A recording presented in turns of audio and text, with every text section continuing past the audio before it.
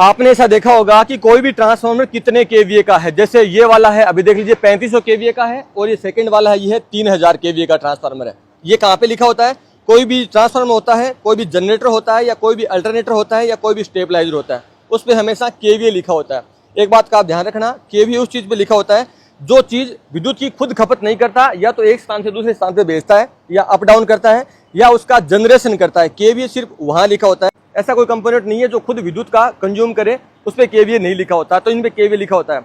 कल को आपको कोई फैक्ट्री का मालिक पूछ ले कि मैं यहाँ पे कितना केवीए का ट्रांसफार्मर लगवाऊं या कितना केवीए का जनरेटर लगाऊं, कल को आपको घर पे पूछ ले कि हम कितना केवीए का स्टेबलाइजर लगाएं, ये बहुत ज्यादा इंपॉर्टेंट टॉपिक है। इसका मैं चैलेंज करता हूँ, लगभग 80% जो टेक्निकल लाइन में उनको पता नहीं है। मेरे आसपास जितने बच्चे आते हैं जो काम करते हैं, उनको भी इसके बारे में पता नहीं है।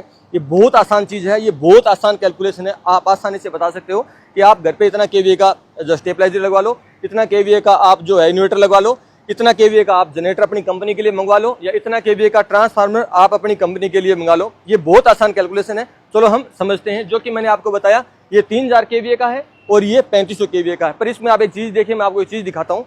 अब इसको आप ध्यान से देखिए, इसकी नेम प्लेट पे क्या लिखा हुआ है? 3500 केवीए, 690 वोल्ट और 2928 एम्पियर। चीज को दोबारा पढ़िए, 3500 केवीए का है, 690 वोल्टेज है और 2928 इसका एम्पियर है। चलो मैं आपको सेकंड पे लेके चलता हूं। इस पे आप देखिए, इस पे क्या लिखा है? 3000 केवीए, 433 वोल्ट और 4000 एम्पियर। अब दोनों में क्या फर्क है? जो 3500 केवीए वाला है उसका तो आउटपुट करंट कितना है? 2928, और जो 3000 वाला है उसका आउटपुट करंट कितना है? 4000 एम्पियर। मतलब जो कम केवीए का है वो ज्यादा करंट दे रहा है, और जो ज्यादा केवीए का है वो कम करंट दे रहा है। ऐसा हुआ क्यों? कितना बड़ा लॉजिक है। अब इसका हम कैलकुलेशन करते हैं। आपको बस इतना समझना है कि केवीए का मतलब क्या होता है। के का मतलब होता है किलो यानी 1000, वी का मतलब वोल्ट, और ए का मतलब एम्पियर। यानी 1000 तो हमारे पास जो वैल्यू है वो किलो का मान है, और जो वी और ए है उन दोनों का मान हमें पता है 3000 है।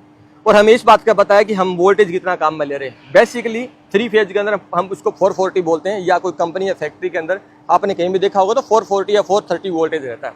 तो आपको इस बात का पता होता है ना कि इसमें हम 430 या 440 वोल्टेज यूज मिलेंगे। चलो यहाँ पे मैं 433 ले रहा हूँ, जो कि सेम इसके अंदर दिया हुआ है। ठीक है, तो हमें इस बात का कैलकुलेशन हमें अच्छे से पता है कि हमारे पास 433 वोल्टेज है। हमारे पास एक वैल्यू है 1000 इंटू 3000।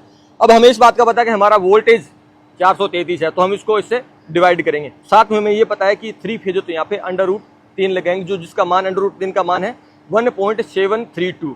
अब इन सब का कैलकुलेशन निकालें, कितना निकल के आता है? करेक्ट 4000 एम्पियर निकल के आता है। सीधा सा फंडा था। आपको किसी ने बताया कि हमारा 3000 केवीए का ट्रांसफार्मर है, कितना करंट लेगा, तो आपको तुरंत दिमाग में आ गया कि भैया इसमें 433 वोल्टेज या 430 वोल्टेज निकालो, अप्रोक्सीमेटली आसपास आता है, या 440 भी निकालो, कोई दिक्कत नहीं है। ठीक है, आप उसको आसपास बता दोगे, एकदम बिल्कुल क्लियर होना जरूरी नहीं है। सीधा सा फंडा है। आपने सीधा फंडा किया, जो के का मतलब 1000 इंटू 3000, और जो वोल्टेज है आपको पता है, आपने वोल्टेज उसको डिवाइड कर दिया, तो वहां पे √3 लगा दिया, तो आपका जो कैलकुलेशन निकल गया 4000 एम्पियर। वही सेकंड वाले में वहां पे क्या हुआ? आपको पता है कि वहां पे है 3500 केवीए का ट्रांसफार्मर है, पर वहां पे क्या लिखा है? 690 वोल्टेज है। ये एक हाई वोल्टेज मोटर के लिए यूज लिया जा रहा है। यहाँ पे कैलकुलेशन क्या बैठ रही है? आपको पता है 3500 यहाँ पे केवीए है, के का मतलब यहाँ पे 1000 है, सेम ही कंडीशन है, और जो वोल्टेज जो एम्पियर दोनों है वो दोनों 3500 है। पर आपको यहाँ पे एक बात का पता है कि वो आपको ऐसा बोल रहा है कि यार मेरे को 690 वोल्टेज चाहिए, जो मेरी मोटर है वो हेवी है, यहाँ पे हेवी लोड चलने वाला है। तो आपने सीधा सा फंडा ये है कि 3500 इंटू 1000, इसको आपने डिवाइड कर दिया 690 वोल्टेज से। अब इस बात का आपको पता है कि जो आपकी 3 फेज है उसके अंदर आपने √3 है उसके अंदर लगा दिया, तो क्या निकल के आता है? तो 2928 एम्पियर है वो निकल के आता है। फंडा सीधा है। कल को आपको कोई देता है केवीए, कितना केवीए का ट्रांसफार्मर कितना करंट लेगा, तो सीधा सा बात है, उसको सीधा जाके आप वोल्टेज से डिवाइड कर दो। के का मतलब 1000 है, जो वी और ए है वो आपको केवीए की वैल्यू है, आप सिंपली निकाल सकते हो। 3 फेज है तो उसको अपन √3 लगा सकते हो। अब देखो सेकंड कैलकुलेशन ये है। कल को आपको कोई कंपनी का मालिक बोल दे कि मेरे को यहाँ पे एक ट्रांसफार्मर लेना है, वो आपको ये बोल दे कि मेरी जो कंपनी का टोटल लोड है वो 4000 एम्पियर है, या आपने कैलकुलेशन किया, आपने सभी मोटरों का जोड़ लिया, आपने जितने भी इक्विपमेंट लगे सबका आपने करंट जोड़ लिया, वहां पे आपका करंट आया है 4000 एम्पियर। 4000 एम्पियर इसका टोटल करंट है। अब आपको ये पूछेगा कि यार कितना केवीए का मैं यहाँ पे ट्रांसफार्मर लूँ। सीधा सा फंडा है। उसने आपको क्या बोला? 4000 एम्पियर मेरा करंट है। तो आपको एक बात का पता है कि इसका जो वोल्टेज है वो 430 है, या 440 है, या 433 वोल्टेज मान के चलिए। करंट उसने बता दिया, वोल्टेज आपको पहले से पता ही है, और जो 3 फेज है तो √3 यानी 1.732 इसकी वैल्यू है। अब जो टोटल वैल्यू निकल के आती है उसको अगर आपको केवीए में कन्वर्ट करना, तो उसके नीचे आप 1000 का भाग दे दो, यानी 1000 से उसको डिवाइड कर दो, आपका वो केवीए है वो निकल के आ गया, जो आपका 3000 केवीए यहाँ पे निकल के आ गया। सिंपल फंडा है। अगले को करंट पूछ लो, भैया आपका करंट कितना है। अब कल को आपको कोई स्टेबलाइजर के बोले कि मेरे घर के लिए इतना का स्टेबलाइजर, या मेरे को ऐसा मान लीजिए 1000 एम्पीयर मेरा लोड है, उसके लिए मैं कितने का स्टेबलाइजर लूँ या कितने का मैं जनरेटर लूँ।